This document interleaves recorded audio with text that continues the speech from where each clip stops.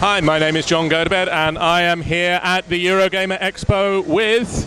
Hello, I'm Tim Timmins from Lionhead Studios. And we're going to talk a bit about Fable the Journey. So, what can you tell us about the new Fable game? So, it's set 50 years after the events of Fable 3, so anyone who's been following the story over the years will immediately feel at home. It's got characters like Teresa who make a return. We've obviously got creatures like hobs, balverines, trolls, etc. All the classics. All the classics, yeah, but also some new ones thrown in.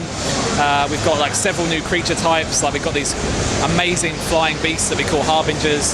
You've got these little scurrying creatures that we call rockmites.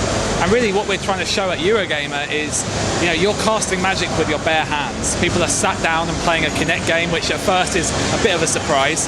It's a little different. Yeah, it's a little different, but we figured, hey, if this game's around 15 hours long, so you don't want to stand up. I mean, on the train this morning, I was standing for an hour.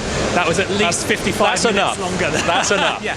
So, you know, we invested a lot of technology into the whole seated experience, and you're reaching out and interacting with the game world, which is why we went with the first-person perspective. And some of the comments we've had from people today is like, this is a Fable game where I felt more immersed than ever before because they're actually physically interacting with the game world. That's great. So are we going to see sort of the classic spells returning in the first-person perspective? Yes, so Fireball, the Lightning Bolt, the Force Push. We've got some new ones like the Shard, which you throw like you would a javelin. Right. All of them have secondary functionality, so you can drag them and they break up into smaller spells, and it's like an area attack. And it's funny watching people play. When they first cast the bolt, it's like, oh wow, and then they cast a few more, and then they get the Fireball and they cast that, and they start to link them together, and then they realise that, oh, I can throw in the left hand, lift the creature in the air, and then with my right hand, hit it when it's near, and it's a real kind of, you're exploring the magic, you're almost playing with it, and it's really exciting to work out. I mean, it's the reason why we have a strategy guide. There's a lot of strategy to the game. It's a true Fable game, just you happen to use Kinect as the input method. And so it's been 50 years since Fable 3. How has the world of Albion changed? So things were good for a little while. If anyone's read the recent book, you might understand that the king went missing a few years after Fable 3. And since then, Teresa has been trying her best to keep the corruption at bay. So the corruption from Fable 3. And we do a lot of fresco sequences in the game, so anyone out there who hasn't played a previous Fable game won't feel left out. So we explain a lot of the backstory. And really what we're trying to get across is that Albion is changing more dramatically than it ever has in the past. Whereas in previous Fable games, the darkness and the corruption was kind of just on the outskirts and you always managed to keep it at bay. This time it's literally in Albion. Right. And you have chase sequences where you're on your horse and cart, it's chasing you. Because we use the Unreal Engine, it's allowed us to have whole environments just crash down around you, so literally epic. And we've really tried to push what Unreal is capable of, and without question it's the most beautiful looking Fable game we've ever made. And so are we going to be seeing some of the same locations we've seen before? What we've tried to do is give nods to those locations, so you go sort of past Bowerstone, you see it in the distance, but we've also wanted you to see what's on the outskirts of these places, take you on those places we've not quite explored yet. Yeah, places that we've hinted at in the past but you've never been able to explore them, so you see a mix of both. Right.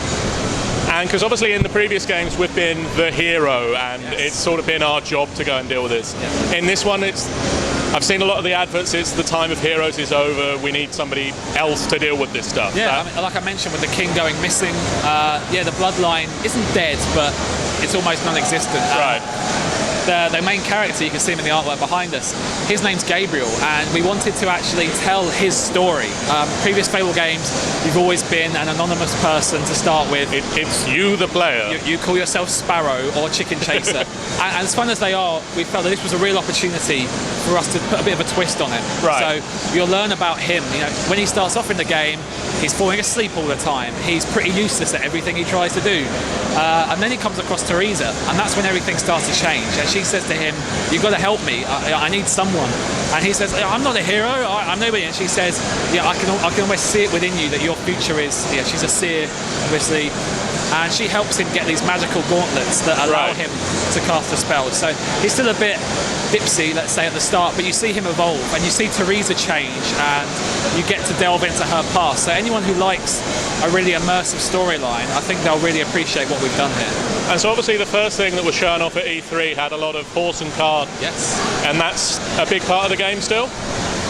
Maybe 30-40%. It's hard to sort of obviously come up Right. with a figure, but yeah, I mean the way you travel around the world when you're not on foot is on your horse and cart. Right. So again, very intuitive. It works really well with Connect. Crack the reins, move left and right. It's all obviously watch out for cliff edges and things like that. There are obstacles. The sort of thing to avoid. Choose different paths to go down. You can collect experience, all that kind of thing. But then there are these sequences where you get off, and that's when you go to explore. And you Right. can see behind me, the guy here is using his hand. He's ripping the shield off of the hollow men. He's pulling their heads off. So it's really good, satisfying. Maybe it says more about Lionhead than anything else. We've always liked dismembering undead Well, you things. can't really argue it. Yeah. It's a great pastime. But then we've tried to balance the game that you don't feel tired. Like, 'cause Right. obviously doing this for longer than half an hour would be tiring. So we let you get on your horse and cart, travel around. You can just lower your arms as it starts to move. You then turn around corners. So Right. we really try and Relax make you it every it's so a often. roller coaster, if you will. Yeah. Right.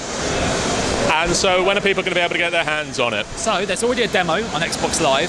So if you want to get an early hands-on like these guys are today, if you couldn't make it to Eurogamer, then Xbox Live It's is the out place to there. go. But then the game is out on October the 12th in the UK, or Right. October 9th in the US. So depending on your territory. Great. Okay, thanks for talking with us.